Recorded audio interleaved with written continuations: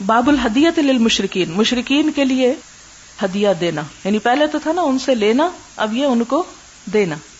وقول اللہ تعالی لا ینہاکم اللہ، اللہ تعالیٰ تمہیں نہیں روکتا، کس سے؟ ان الذین، ان لوگوں سے، لم یقاتلوکم فی الدین، جو تم سے دین کے معاملے میں جنگ نہیں کرتے، یعنی ایسے لوگ جو دین کے معاملے میں تمہارے دشمن نہیں لیکن مسلمان نہیں. ولم یخرجوکم، اور نہ تمہیں انہوں نے نکالا، من دیارکم، تمہارے گھروں سے، ان تبروہم، کہ تم ان سے نیکی نہ کرو، او تقسطوا الیہم، یا ان سے انصاف نہ کرو، یعنی اس سے اللہ نہیں روکتا. ان اللہ یحب المقسطین، اللہ انصاف کرنے والوں سے محبت رکھتا ہے. مراد کیا ہے اس آیت سے؟ اسلام کا اصول کیا ہے کہ غیر مسلم بھی انسان ہے. کسی شخص کے ساتھ جب بھلائی کی جائے گی تو اس وقت صرف یہ نہیں دیکھا جائے گا کہ کون مسلمان ہے تو میں اس کے ساتھ بھلائی کروں، اور اگر کوئی غیر مسلم ہے تو اس کے ساتھ بھلائی نہ کروں. ہر ایک سے کی جائے گی. ہاں، سخت رویہ کس سے اپنایا جائے گا؟ جنگ کس سے کی جائے گی؟ جو مسلمانوں پر ظلم کرے، مسلمانوں پر حملہ کرے، مسلمانوں پر چڑھائی کرے. اب آپ دیکھیں کہ یہاں پاکستان میں رہتے ہوئے تو ہر وقت پاکستان اور انڈیا آمنے سامنے حالت جنگ میں ہے، لیکن امریکہ میں جب لوگ جا کے رہنے بسنے لگتے ہیں تو کیا ہوتا ہے؟ کہیں پاکستانی ہیں اور ساتھ انڈین ہیں، کچھ انڈین مسلمز ہوتے ہیں، کچھ دوسرے لوگ ہوتے ہیں، اور ان کے درمیان شادی بیاہ کے رشتے، لین دین، آپس کی میل ملاقات، خوشی غمی، ہر چیز میں شریک ہو رہے ہوتے ایک دوسرے کے. اب کیا ان کے ساتھ تعلق رکھنا جائز ہے یا ناجائز؟ تو انسانی تعلقات میں یہ تعلق جائز ہے، لیکن ہاں پھر احتیاط کی جائے گی کہ کسی بھی غیر مسلم سے ایسا تعلق نہ رکھا جائے، خواہ وہ ہندو ہو یا کوئی اور ہو، کہ جس کے دین یا جس کے کلچر کا رنگ یا جس کے عادات اور اخلاق کا رنگ خود پہ چڑھنے کا اندیشہ یا ڈر ہو. یعنی عام نارمل حالات میں مسلمانوں کی طرح غیر مسلم لوگوں سے بھی تعلقات رکھے جا سکتے ہیں، لیکن صرف اس صورت میں تعلقات نہیں رکھے جائیں گے جبکہ وہ دین کے معاملے میں دشمنی کریں، اور وہ دشمنی کسی بھی شکل میں ہو سکتی. مثلا آپ کو تبلیغ کر رہے ہوں اپنی، یا وہ آپ کے ساتھ جنگ کا ارادہ کیے ہوئے ہوں، یا آپ کو کسی بھی طرح کا نقصان پہنچانے والے ہوں، اور صرف آپ کی ذات کو نہیں بلکہ ذات کے لیے تو بڑے خیر خواہ ہیں مگر دین کے دشمن ہے کسی بھی سینس میں، تو پھر تعلق نہیں رکھا جائے گا. ابھی بہت سارے لوگ پوچھتے ہیں اچھا قادیانی سے تعلق رکھیں کہ نہ رکھیں، تو اس میں یہ کہ انسانی تعلق تو رکھا جا سکتا ہے، لیکن دوستی اور محبت کا ایسا تعلق کہ جس سے وہ آپ کا دین اور ایمان بگاڑ دیں، تو وہ تعلق جو ہے اس کی اجازت نہیں ہے. یعنی ایک لمٹس کے اندر تعلق رکھیں، اور ہر شخص جانتا ہے کہ لمٹس کا مطلب کیا ہے. حدثنا خالد بن مخلد حدثنا سلیمان بن بلال قال حدثني عبد الله بن دینار عن ابن عمر رضی اللہ عنہما قال رأى عمر حلة على رجل تباع. حضرت عمر نے ایک جوڑا دیکھا ایک شخص پر جو بیچا جا رہا تھا. فقال للنبی صلی اللہ علیہ وسلم ابتع هذه الحلة، تو انہوں نے حضور صلی اللہ علیہ وسلم سے عرض کیا کہ آپ یہ حلہ خرید لیں، یعنی یہ جوڑا خرید لیں. تلبسها يوم الجمعہ وإذا جاءك الوفد. فقال انما يلبس هذه من لا خلاق له في الآخرة. فأتي رسول الله صلى الله عليه وسلم منها بحلل فأرسل إلى عمر منها بحلة. فقال عمر كيف ألبسها وقد قلت فيها ما قلت؟ قال إني لم أكسكها لتلبسها تبيئها أو تكسوها. فأرسل بها عمر إلى أخ له من أهل مكة قبل أن يسلم. یہ وہی حدیث ہے جو پیچھے گزر چکی کہ حضرت عمر نے وہی ریشمی جوڑا جو آپ صلی اللہ علیہ وسلم نے ان کو تحفتاً بھیجا تھا، وہ اپنے ایک مشرک بھائی کو جو مکہ میں ابھی مسلمان نہیں ہوا تھا اس کو بھیج دیا. اب آپ دیکھیں کہ یہاں پر پیچھے والی آیت کیا بتاتی ہے کہ سارے مشرکین مکہ ایسے نہیں تھے کہ جنہوں نے حضور صلی اللہ علیہ وسلم کو گھر سے نکالا تھا یا وطن سے نکالا تھا یا دین کے معاملے میں جنگ کرتے تھے. کچھ لوگ اپنے نارمل حالات میں جس دین پر پیدا ہوئے اسی پر ہوتے ہیں، نہ وہ دشمن ہوتے ہیں نہ دوست ہوتے ہیں، عام انسان ہوتے، تو ان کے ساتھ بلا وجہ میں سختی کرنا یا ان سے کسی بھی طرح کی زیادتی کرنا یہ ناجائز ہے. آپ نے دیکھا کہ بعض لوگ باہر کے ملکوں میں دکانوں سے چوری کر لیتے اور کہتے ہیں یہ کون سے مسلمان ہیں. نہیں، یہ آیت کیا بتاتی ہے؟ ان تبروہم وتقسطوا الیہم ان اللہ یحب المقسطین. اللہ انصاف کرنے والوں کو پسند کرتا ہے، خواہ دوسرا شخص کوئی مسلمان ہو یا کافر ہو. تو اس میں ہم دیکھتے ہیں کہ ہجرت ہو چکی ہے، مکہ دارالحرب بن چکا ہے، اس کے باوجود انڈیویجول لیول پر مسلمانوں کے مشرکین کے ساتھ تعلقات ہیں، اور اس کی اور بھی بہت سی مثالیں ملتی ہیں. حدثنا عبید بن اسماعیل حدثنا ابو اسامۃ عن ہشام عن ابیہ عن اسماء بنت ابی بکر رضی اللہ عنہما قالت قدمت علی امی. حضرت اسماء بنت ابی بکر کہتی ہیں میری والدہ میرے پاس آئیں، وہی مشرکۃ، حالانکہ وہ مشرک تھی یعنی مسلمان نہیں ہوئی تھی. فی عہد رسول اللہ صلی اللہ علیہ وسلم، نبی صلی اللہ علیہ وسلم کے زمانے میں. فاستفتیت رسول اللہ صلی اللہ علیہ وسلم، تو میں نے حضور صلی اللہ علیہ وسلم سے فتویٰ مانگا. قلت میں نے کہا ان امی قدمت علیہ کہ میری ماں میرے پاس آئی ہیں، وہی راغبۃ اور وہ رغبت کرنے والی ہیں، یعنی محبت سے میرے پاس آئی ہیں. افاصل امی کیا میں اپنی ماں سے صلہ رحمی کروں؟ قال نعم صلی امک. آپ نے فرمایا ہاں اپنی ماں سے صلہ رحمی کرو. یعنی اگر رشتہ داروں میں بھی کوئی کافر ہے یا کوئی ایسا شخص ہے تو صرف اس لیے اس سے تعلق نہیں توڑ لینا چاہیے چونکہ مسلمان نہیں، اس لیے ہمارا اس سے ملنا جلنا بند ہے. کیوں کہا گیا کہ اس سے ملنا جلنا رکھو؟ اس لیے کہ اگر تم اچھے اخلاق کے ساتھ اس سے ملتے جلتے رہو گے تو اسے اپنے دین کی طرف دعوت بھی دے سکتے، اس کا بھلا کرو گے، اور اگر کاٹ دو گے تو ختم. باب لا يحل لأحد ان يرجع في هبته وصدقته. کسی شخص کے لیے جائز نہیں کہ اپنے ہبہ یا صدقہ کو واپس لے لے. حدثنا مسلم ابن ابراہیم حدثنا ہشام وشعبہ قال حدثنا قتادة سعید بن المسیب عن ابن عباس رضی اللہ عنہما قال قال النبی صلی اللہ علیہ وسلم العائد فی ہبته کالعائد فی قیئہ. ہبہ میں رجوع کرنے والا اپنی قے کی طرف لوٹنے والے کی طرح، خواہ وہ کتا ہو خواہ وہ انسان ہو. یعنی ہبہ میں رجوع کرنے والا، اس کو واپس لے لینے والا ایسا ہے جیسا قے کر کے پھر چاٹ لینے والا. وحدثني عبد الرحمن بن المبارك حدثنا عبد الوارث حدثنا ايوب عن اكرمة عن ابن عباس رضي الله عنهما قال قال النبي صلى الله عليه وسلم ليس لنا مثل السوء الذي يعود في هبته كالكلب يرجع في قيئه. نہیں ہے ہمارے پاس کوئی مثال اس سے بری کہ اس شخص کی جو اپنے ہبے میں رجوع کر لیتا ہے وہ اس کتے کی طرح ہے جو اپنی قے کو چاٹ لیتا ہے. حدثنا یحیی بن قزع حدثنا مالک عن زید بن اسلم عن ابیہ قال سمعت عمر بن الخطاب رضی اللہ عنہ یقول حملت علی فرس فی سبیل اللہ. میں نے سوار کیا فی سبیل اللہ اپنے گھوڑے پر ایک مجاہد کو، یعنی ایک مجاہد کو میں نے اپنا گھوڑا دیا کہ وہ اس پہ سوار کرے. فأداءہ الذی کان عندہ، تو اس نے اس کو خراب کر ڈالا، ضائع کر دیا. فأردت ان اشتریہ منہ، تو میں نے چاہا کہ میں اسے خرید لوں. اب جب دیکھا کہ جس شخص نے لیا اس نے اس کا ستیہ ناش کر دیا ہے تو انہیں اپنی اس محبت کی وجہ سے چاہا کہ میں اسے واپس لے کے اسے پھر اس کی اپنی اصل حالت پر لے آؤں. وظننت انہ بائعہ برخص، اور میں نے سمجھا کہ وہ اسے بیچ ڈالے گا برخص یعنی سستا ہی. فسألت عن ذلك النبی صلی اللہ علیہ وسلم، تو میں نے یہ نبی صلی اللہ علیہ وسلم سے پوچھا. فقال لا تشتریہ، آپ نے فرمایا اس کو مت خریدو، خریدو بھی نہ، واپس لینا تو دور کی بات، اسے خریدو بھی نہ. وَإِنْ آتَاكَهُ بِدِرْهَمٍ وَاحِدٍ، آپ نے فرمایا اگر وہ 1 روپے کو بھی دے تو بھی اسے نہ لینا، یعنی اگر صرف 1 روپے میں بیچ دینا 1 درہم میں پھر بھی واپس نہ لینا. فَإِنَّ الْعَائِدَ فِي صَدَقَتِهِ، اپنے صدقے کو واپس لینے والا كَالْكَلْبِ يَعُودُ فِي قَيْئِهِ، کتے کی طرح ہے جو اپنی قے میں لوٹتا ہے. کہتے ہیں کہ اس گھوڑے کا نام ورد تھا.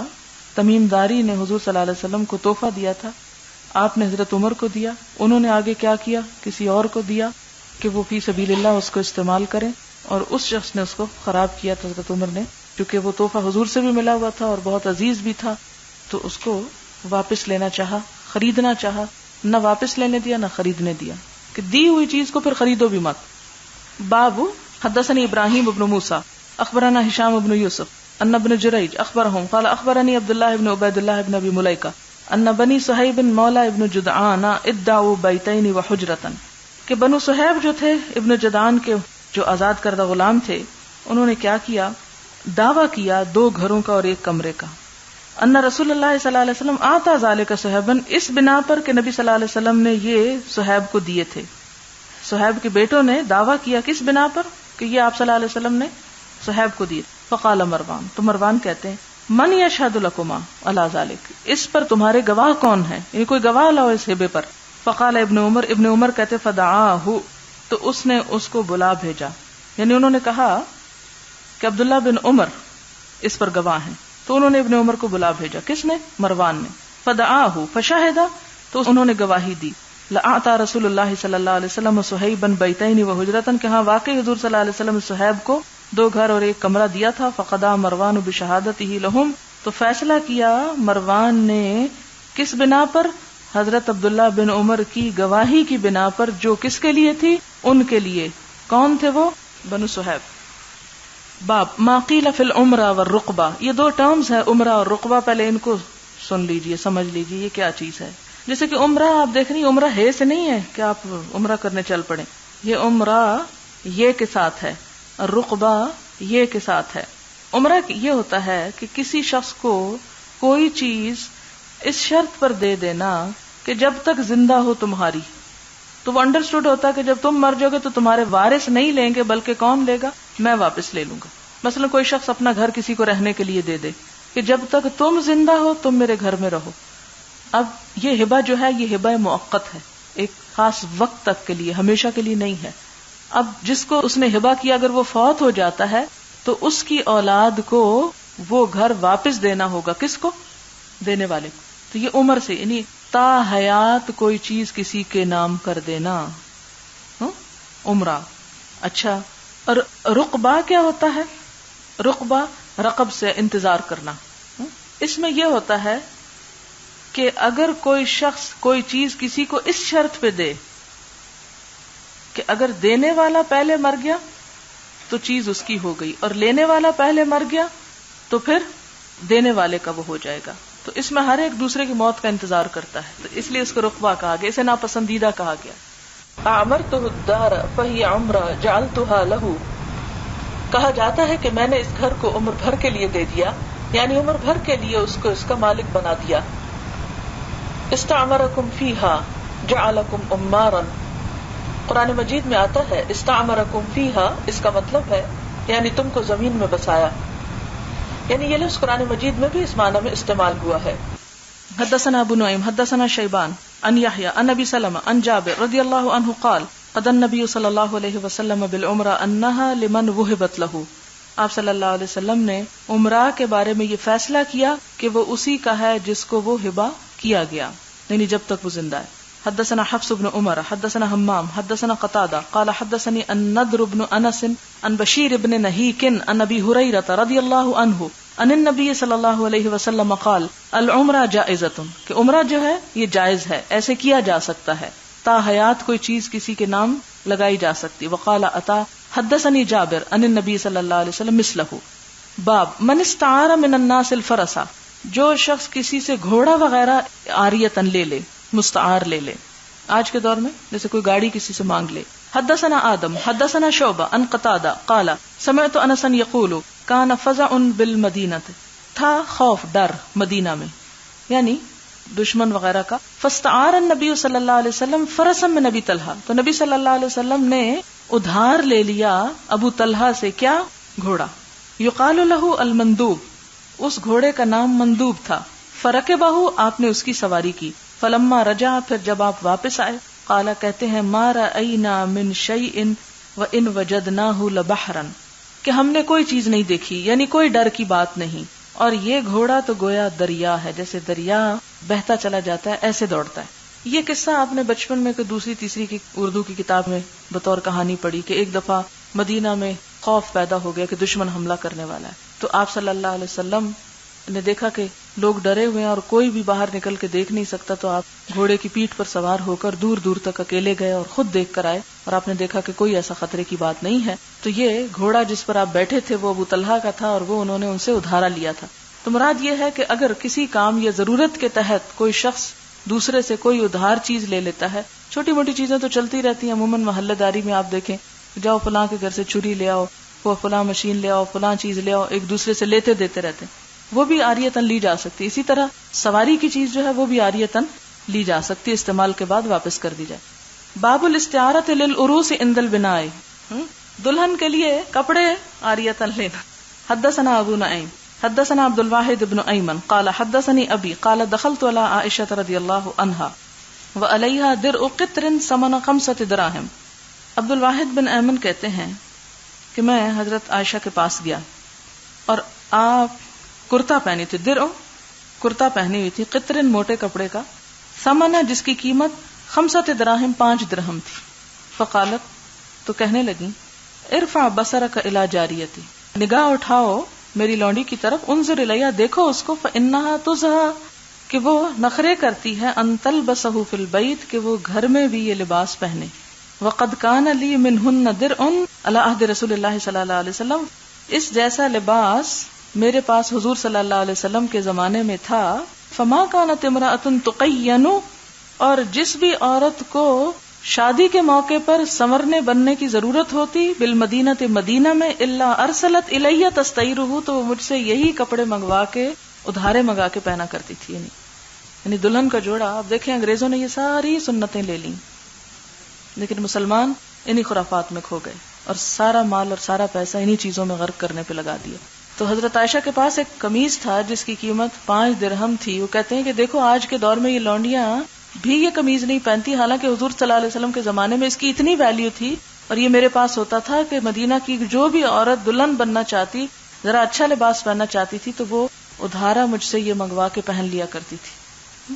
تو یہ ہر دور میں ہوتا ہے کہ ہر بعد میں آنے والا دور پہلے سے مختلف ہوتا ہے. اسی لیے آج بھی ہم کہتے کہ ہمارے ماؤں کے دور میں یا نانی دادی کے دور میں یہ کپڑے تو شادیوں میں پہنتے تھے اور آج کل یہ نوکر بھی لینا نہیں پسند کرتے. تو یہ چیز بڑی ایک نیچرل سی ہے. لیکن مراد اس سے کیا ہے کہ دلہن عاریتاً اگر کسی سے کوئی چیز لے کے پہن کے وقت پاس کر لیتی ہے تو اس میں کوئی ریاکاری یا دکھاوا نہیں.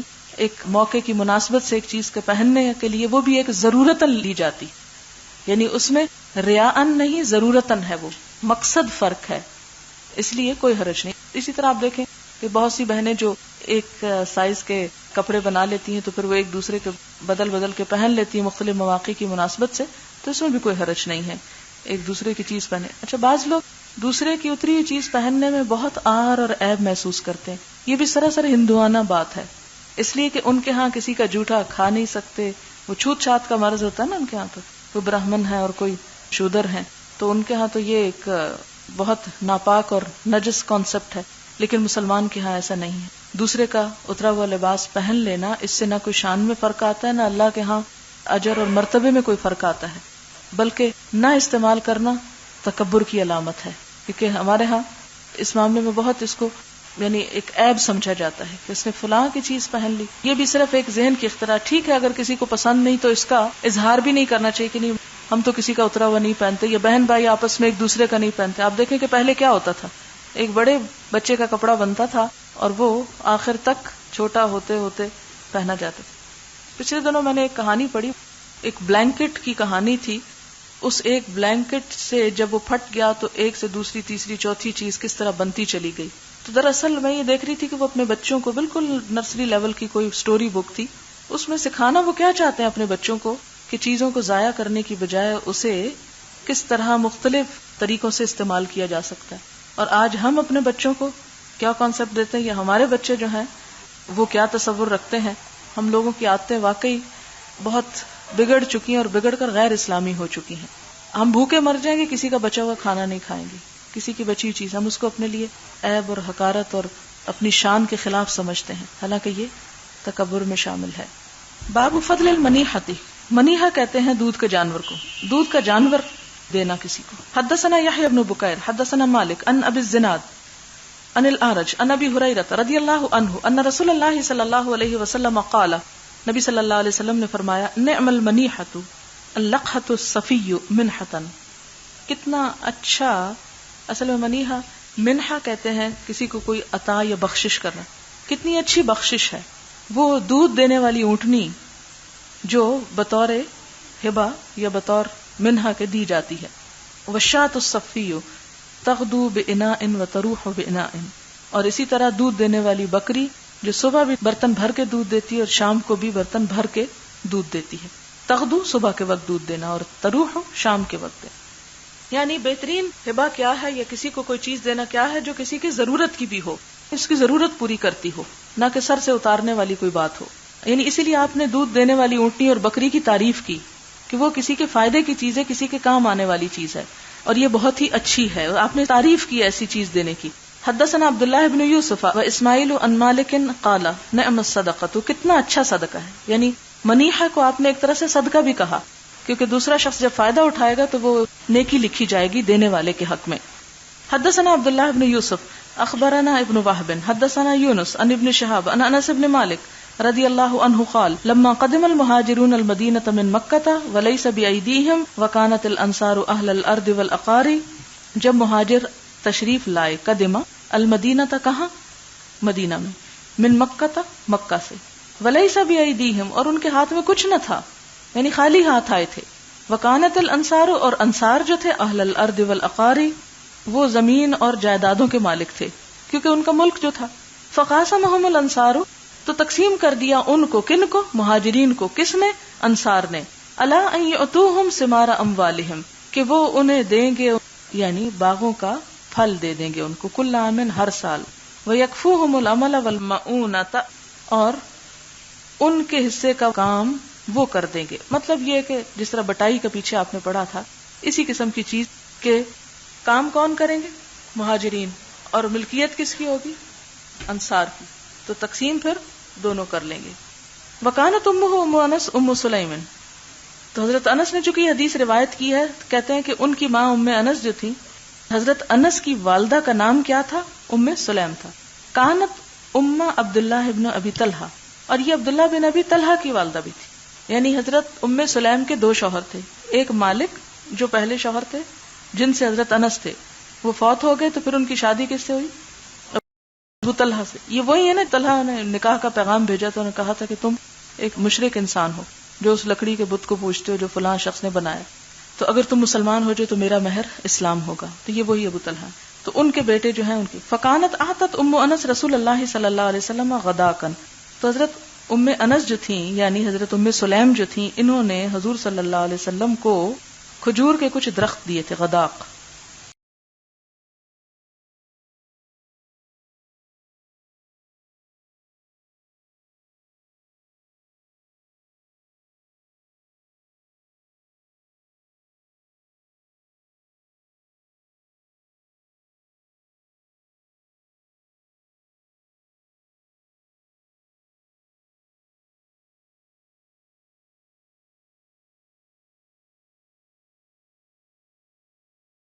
کس لیے دیے تھے؟ کہ ان کا پھل آپ کھا لیا کریں یا بانٹ دیا کریں. فَأَعْطَاهُنَّ النَّبِيُّ صلی اللہ علیہ وسلم ام ایمن. تو آپ صلی اللہ علیہ وسلم نے وہ درخت آگے ام ایمن کو دے دیے. وہ کون تھی؟ حضور کی دایا تھی، انا تھی. مولاتہ ام اسامہ بن زید، جو اسامہ بن زید کی والدہ تھی. ٹھیک. قال ابن شہاب کہتے ہیں فاخبرنی انس بن مالک، انس بن مالک نے مجھے خبر دی، ان النبی صلی اللہ علیہ وسلم، کہ نبی صلی اللہ علیہ وسلم لما فرغ من قتل اہل خیبر، جب حضور صلی اللہ علیہ وسلم اہل خیبر کے قتل سے فارغ ہوئے، فانصرف الی المدینہ، مدینہ تشریف لائے، رد المہاجرون الی الانصار، تو لوٹا دیے مہاجروں نے انصار کو منائحہم، ان کے وہ دودھ کے جانور اور ان کے جو تحفے تھے یا جائیدادیں تھیں. منیحہ عموماً دودھ کے جانور کے لیے بولا جاتا ہے، لیکن منحہ جیسے میں نے کہا نا اسکالرشپ کے لیے بھی لفظ استعمال ہوتا ہے، کوئی چیز کسی کو عاریتن یا توفتن ہبتن ڈونیٹ کر دینا. التی کانوا منحوہم من ثمارہم، کہ وہ جو ان کو انہوں نے اپنے پھلوں میں سے یا اپنی جائیدادوں میں سے دے رکھے تھے. فرد النبی صلی اللہ علیہ وسلم الی امہ غداقہا، تو نبی صلی اللہ علیہ وسلم نے بھی لوٹا دیے ام انس کو ان کے وہ کھجور کے درخت. فآتا رسول اللہ صلی اللہ علیہ وسلم ام ایمن مکانہن من حائطہ، تو آپ صلی اللہ علیہ وسلم نے ان کی جگہ جو پہلے دے رکھے تھے نا، تو حضرت ام ایمن کو اپنے باغ میں سے کچھ دوسرے درخت دیے. وقال احمد بن شبیب اخبرنا ابی ان یونس بہذا وقال مکانہن من خالصہ، یعنی ان کی جگہ، کن کی جگہ؟ جو ام سلیم نے حضور کو دیے تھے، پھر وہ آپ نے آگے ام ایمن کو دے دیے تھے، وہ ان سے واپس لے کر خالص اپنی جائیداد میں سے ام ایمن کو دیے اس کے بدلے میں. حدثنا مسدد حدثنا عیسی بن یونس حدثنا الاوزاعی عن حسان بن عطیہ عن ابی کبشۃ السلولی قال سمعت عبد اللہ بن عمرو رضی اللہ عنہما یقول قال رسول اللہ صلی اللہ علیہ وسلم 40 خصلۃ اعلاہن منیحۃ العنز، 40 خصلتیں ایسی یعنی نیکی کے کام ہیں یا بھلائی کے کام ہیں، بہترین اخلاق کی 40 خصلتیں ایسی ہیں جن میں سب سے افضل کیا ہے؟ منیحۃ العنز، دودھ دینے والی بکری کو کسی کو دے دینا. ما من عامل یعمل بخصلۃ منها، نہیں کوئی عمل کرنے والا ان میں سے کسی خصلت پر، رجاء ثوابها، جو اس کے ثواب کی امید رکھتا ہو، وتصدیق موعدها، اور اس کے وعدے کی تصدیق کرتا ہو، یعنی اللہ تعالیٰ کے اس پر، الا ادخلہ اللہ بها، مگر اللہ اسے ضرور جنت میں داخل کریں گے. الجنت، جنت میں. قال حسان،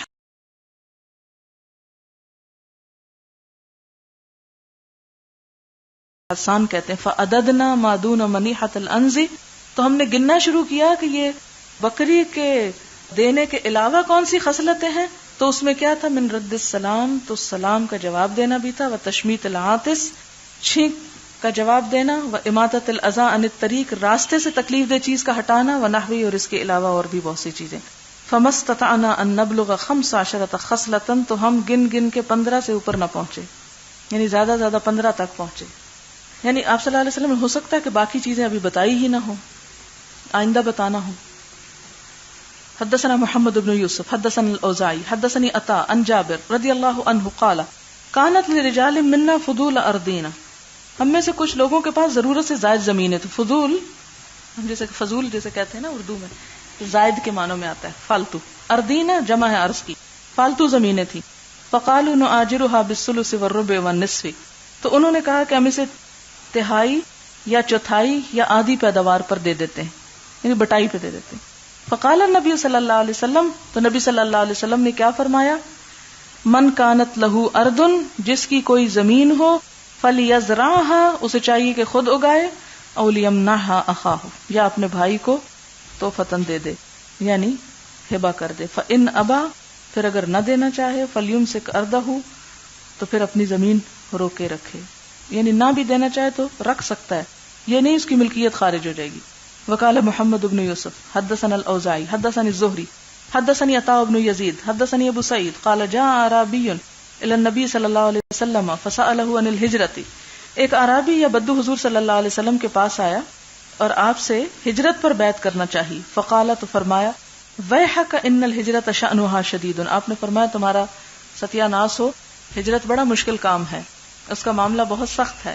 فہل لک من ابل، تمہارے پاس کچھ اونٹ ہے؟ کیونکہ بدو انسان تھا، اس کی سمجھ اتنی تھی اور اتنی قربانی نہیں دے سکتا تھا، اس لیے آپ نے اس سے ہجرت کی بیعت نہ کی، بلکہ کیا فرمایا؟ اونٹ ہیں تمہارے پاس کچھ؟ قال نعم، کہنے لگا ہاں. قال فتؤتی صدقتها، سوال کیا کیا تم اس کا کچھ صدقہ دیتے ہو، نہیں زکات وغیرہ دیتے ہو اس کی؟ قال نعم، بولا ہاں.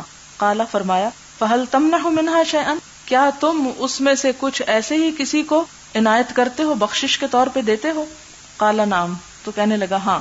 قال فتحلبها یوم وردها، تو تم اس کا دودھ دوتے ہو اس کے پانی پلاتے وقت؟ قال نعم، یعنی پانی پر جب لے جاتے اسے پانی پلاتے تو اس کا دودھ بھی دوتے ہو نا ان اونٹوں کا؟ کہنے لگا ہاں. قال فعمل من وراء البحار فإن اللہ لن یترک من عملک شیئا، تو آپ نے فرمایا کہ تم پھر یہ سب کچھ سمندروں کے پار بھی عمل کرتے رہو تو اللہ تعالیٰ تمہارے عمل میں کسی چیز کی کمی نہ کریں گے. مراد یہ کہ یہی نیکیاں تمہارے لیے کافی ہیں، اسی کو کرتے رہو، ہجرت کی بات چھوڑو. یہ جہاں بھی ہو، میں وراء البحار، سمندروں کے پار بھی یہ کام کرو گے تو اللہ تعالیٰ اس نیکی کو قبول کرنے والا ہے. تو اس سے کیا پتہ چلتا ہے کہ اسلام نے ہر شخص سے ہر قربانی کا مطالبہ نہیں کیا. آپ صلی اللہ علیہ وسلم کو ایک طرز عمل یہ بتاتا ہے کہ آپ نے لا یکلف اللہ نفسا الا وسعها کے بات پر عمل فرمایا. حدثنا محمد بن بشار حدثنا عبد الوهاب حدثنا ایوب عن عمرو عن طاؤس قال حدثني اعلمهم بذاك، طاؤس کہتے ہیں کہ مجھے ان میں سے سب سے زیادہ علم والے نے بتایا، یعنی ابن عباس رضی اللہ عنہما، ان النبی صلی اللہ علیہ وسلم کہ نبی صلی اللہ علیہ وسلم خرج الى ارض، ایک زمین پر گئے، تہتز زرعا، جو ہل رہی تھی کھیتی کی وجہ سے، مراد یہ کہ لہلہا رہی تھی. زمین تو نہیں ہلا کرتی، کیا ہلتا ہے؟ سبزہ ہلتا ہے، یعنی خوب سرسبز تھی. فقال لمن هذه، آپ نے فرمایا یہ کس کی ہے؟ فقالوا اقتراها فلان، تو لوگوں نے کہا فلاں شخص نے اسے کرائے پر لیا ہے. فقال اما انه لو منحها اياه، کیا یہ اچھا ہوتا اگر وہ اس کو بخش دیتا؟ كان خيرا له من ان ياخذ عليها اجرا معلوما، اس سے بہتر تھا کہ وہ اس پر کوئی معلوم کرایہ ٹھہراتا، یعنی کرائے پر دینے کی بجائے ویسے ہی دے دیتا تو زیادہ اچھا تھا. یعنی یہ نہیں کہا کہ اس نے حرام کیا یا جرم کیا یا کرائے پہ دے نہیں سکتا، کرائے پر بھی دے سکتا تھا، لیکن اس سے بہتر کیا تھا کہ وہ کیا کرتا؟ ویسے ہی دے دیتا. باب اذا قال اخدمتک هذه الجاریۃ، اگر کسی کو کوئی یوں کہے کہ میں نے تیری خدمت میں دی اپنی یہ لونڈی، یعنی اپنا ملازم یا نوکر کسی دوسرے کے گھر میں کام کے لیے بھیج دینا کہ تنخواہ وہ دے اور کام وہ دوسرے کا کرے. ممکن ہے علی ما یتعارف الناس، اس طریقے پر جو لوگوں کے درمیان معروف ہے، رواج کے مطابق، فہو جائزن، تو یہ جائز ہے، یعنی اس میں حرج نہیں ہے. وقال بعض الناس هذه عاریۃ، اور بعض لوگوں نے کہا کہ یہ عاریۃ ہوگا. وان قال کسوتک هذا الثوب، اگر کوئی کسی کو یہ کہے کہ میں نے یہ کپڑا تجھے پہننے کو دیا، فهذه ہبۃ، تو یہ ہبہ شمار ہوگا، یعنی وہ اسے لے گا، اسے واپس نہیں لوٹانا ہوگا. حدثنا ابو الیمان اخبرنا شعیب حدثنا ابو الزناد عن الاعرج عن ابی ہریرہ رضی اللہ عنہ ان رسول اللہ صلی اللہ علیہ وسلم قال هاجر ابراہیم بسارۃ فآتوها آجرہ. حضرت ابراہیم نے حضرت سارہ کے ساتھ ہجرت کی تو انہوں نے کس نے؟ بادشاہ مصر نے کیا دیا ان کو؟ آجر، حضرت ہاجرہ یعنی ہبہ کی ایک طرح سے.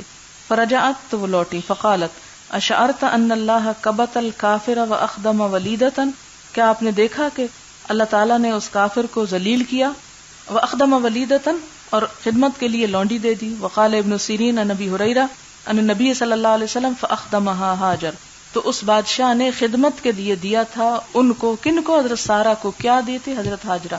پھر حضرت سارہ نے یہ حضرت ابراہیم کو ہبہ کی تھی، کیونکہ حضرت سارہ کا امتحان ہوا تھا نا اس بادشاہ کے ساتھ. باب اذا حمل رجل علی فرس، جب کوئی شخص کسی کو سواری دے دے، یعنی اللہ کی راہ میں کوئی سواری کسی کو دے دے، فہو کالعمرہ، تو وہ بھی عمرہ کی طرح ہوگا. وہ صدقہ اور صدقہ بھی شمار، یعنی دونوں طرح ہو سکتا ہے، موقتاً دے دے، خاص وقت تک کے لیے دے دے، یا پھر صدقہ دے، یعنی بالکل دے دے.